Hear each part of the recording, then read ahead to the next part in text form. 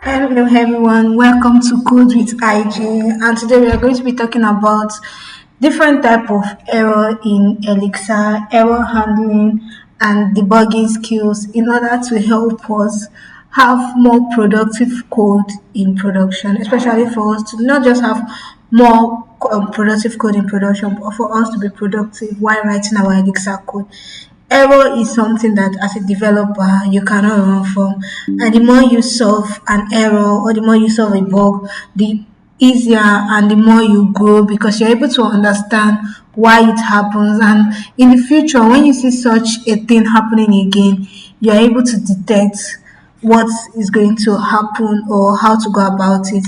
So we're actually installing a live book. So a live book is a place where we can practice our Elixir code. I had it before, but something happened. Let me see. So I'm trying to install a live book. So while this is installing, we'll just navigate and discuss more of what we came here today to talk about, which is error handling. And we all know that errors are things, are issues, or let me not call them issues.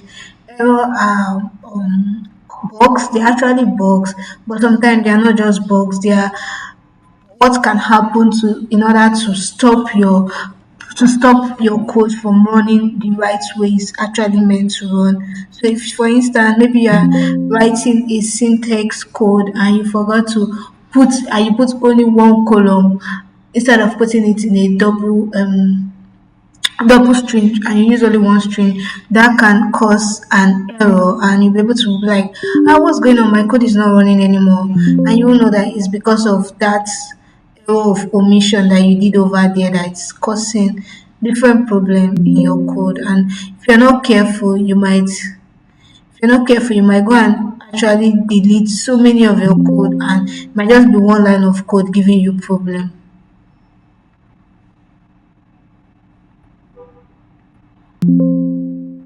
Okay, so just gonna start it again. So I made a mistake. So I've aborted so many of them, and I think the one that is actually installing, I've actually removed it from installing.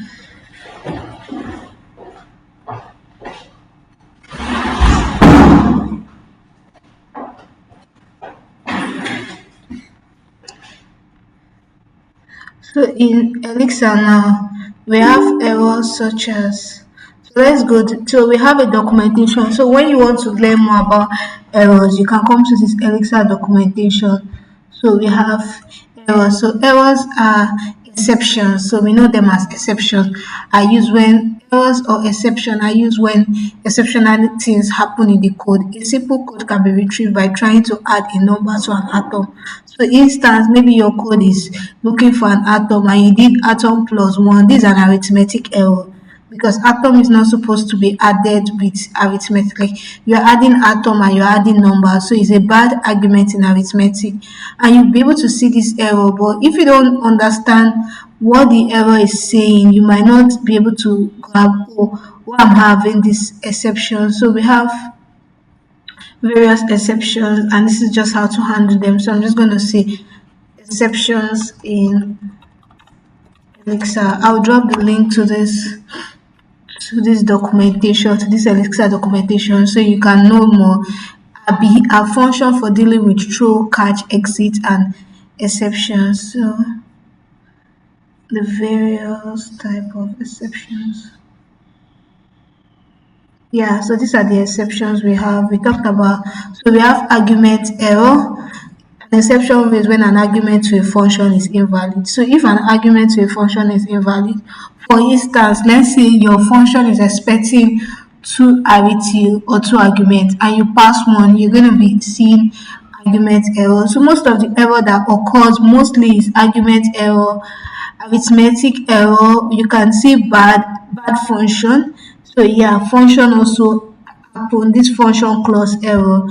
So function clause error is an exception is when a function call doesn't match any defined clause. So in your module now in Elixir, let's just say I'm trying for this to work so that I can use it properly. What's going on? I don't know why it's having an issue. Let me just open my terminal and try to spin up. Yeah, so let me just try to spin up one. Just try to spin up something in Elixir. So we're just gonna do IX. So once you enter the shell mode,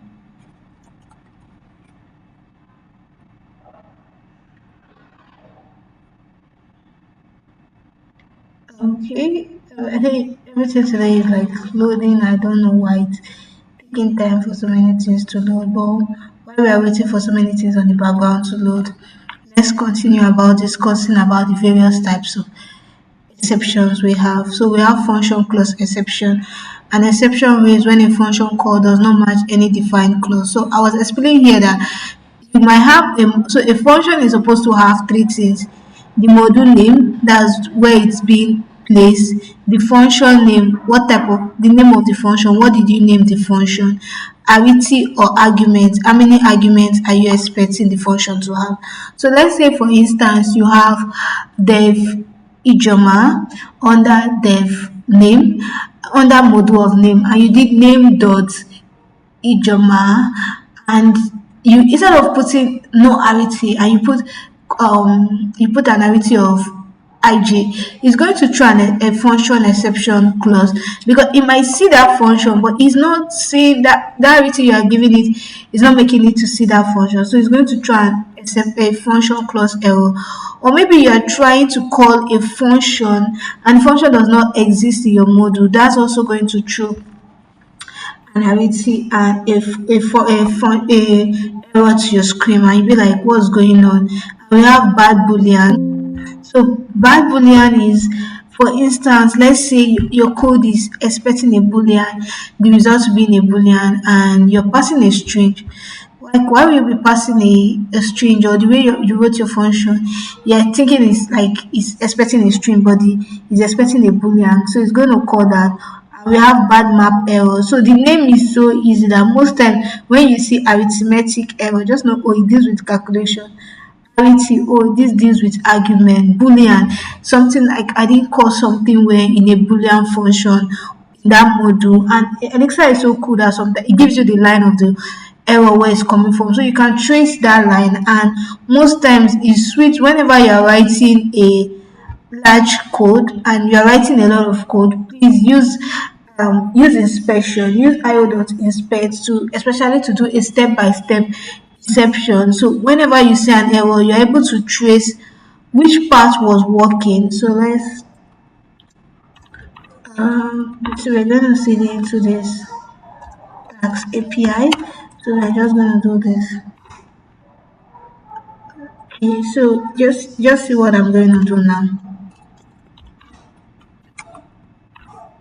So you see, it gave me a bad argument error because this is what we are saying. This actually is an atom. Sorry, I wanted to say tuple. Sorry, this is an atom, and this is an arithmetic, and this is a number. So it's not supposed to go. If I want to use arithmetic, I have to do like this. See, it's going to give me 4. If I do like this, hello,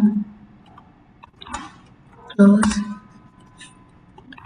See, you see, it's because this is a string, so it's going to give me a bad error. And function error I was talking about is um,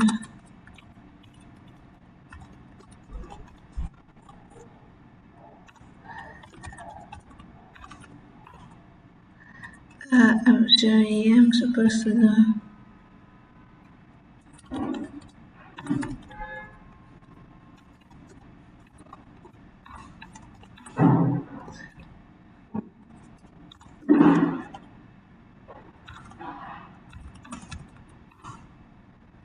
So I've created a module ijoma, and just imagine I want to call this code and I did like this. See, it's got undefined function error because this function is not defined. Like, you're not even seeing any IGL. What are you trying to pass? But if I do like this, it gives me 8 because it sees the function now. So most times these are the common errors you're going to get. So that's why the various way of error handling is over here. So this is an Elixir school. Elixir school has a lot of lessons for you to learn from beginner to advanced. So it has a lot of lessons for you to learn, for you to understand some things is Elixir. If you're confused of some things, you can check Elixir school to say, oh, have they treated a topic on that? Let me read more about it for you to get understanding. There's no man that is an island of his own, and there's nobody that is food with knowledge. So most times what you're seeking for, try to see online and try to put it now with your own understanding of which kind of error you are facing. So this is an error handling.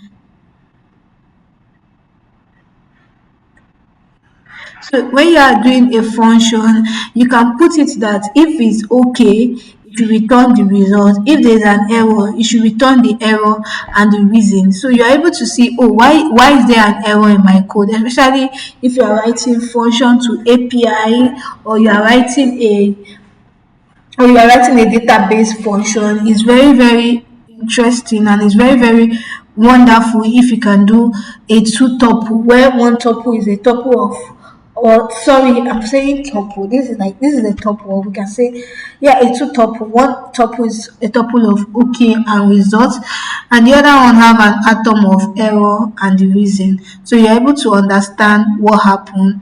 Before we handle error, we need to create them, and the simplest way to do is release. So you can release. If you do release, oh no, you create a one-time error immediately.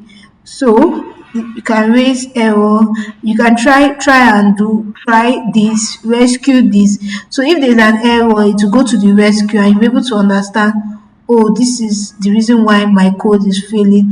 And the also good technique is for you to write a test case when you're writing your code in Elixir. So whenever you write a test case when you're writing your code in Elixir, it's easier for you to run the test case to see the result, to see how it's coming up, then before you run your main code. So if the test case is failing, you fix all the issues in the test file and also in your code. So oh, if this thing passes, if my code passes in test, then definitely my code is going to pass in my main branch. So most time whenever you're writing your code, try to, first of all, this is the name of the error. So every error name is always in a bracket. So you can read the error name and it will give you what the error is all about. It says function ijoma is undefined function error. So if you read the error name and you read the message and you're not still clear of, oh, what does it expect me to do, you can always come over here, and you can come over here, yes, and try to find the error here. Does it exist? If it doesn't exist, you can go online and go to Elixir forum and try to like ask somebody if they have seen this kind of error before. So this is Elixir forum, so you can ask somebody, oh, if you have seen this error before, or you can also chat with ChatGPT. Show ChatGPT the error, tell ChatGPT what you're trying to achieve, how the error came, what failed, at which part did you receive this error. So ChatGPT is able to understand what's going on in your code level, why you are receiving that error, and be able to guide you. So all this thing, I hope today's video has been very, very interesting, and I hope from henceforth to be writing more error-free code. See you in the next video. Thank you, and once again, welcome to Code with IJ.